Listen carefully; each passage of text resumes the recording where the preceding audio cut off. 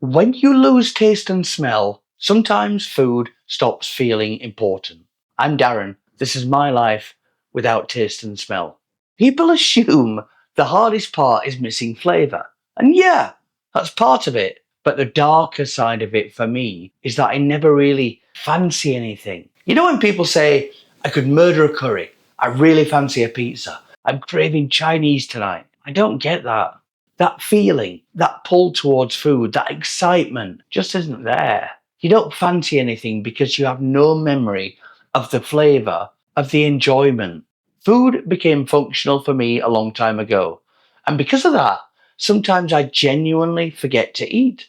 Not intentionally. I'm not dieting. I'm not trying to lose weight. It's more that eating sometimes feels like another task I need to do, something to remember. Most days I eat twice, usually a bacon roll or something in the morning and then dinner later.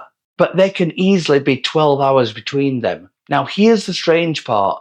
I know that probably isn't enough. But without taste and smell, your body and brain relationship with food changes. Because most people don't just eat from hunger.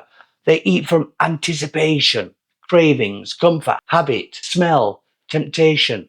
I don't get hit by the smell of a bakery. I don't suddenly want takeaway because somebody walks past with chips. I don't smell bacon cooking. That entire system is missing for me. And over the years, my weight has dropped. I used to be around 13 stone, now I'm just over 10. It's stable, but I had to replace basically my entire wardrobe because everything became too big. And another thing happens that I don't really talk about. When I do find a food that works for me, I latch onto it. Not binge eating in the normal sense, but repetition. I know I'm going to enjoy it.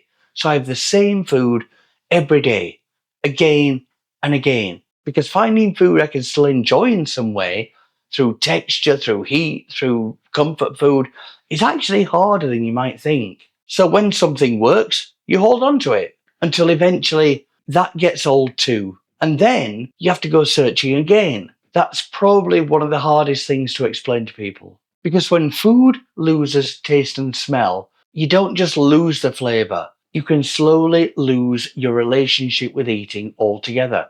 And honestly, that part can feel very isolating sometimes. It's a challenge, but a challenge I have to win.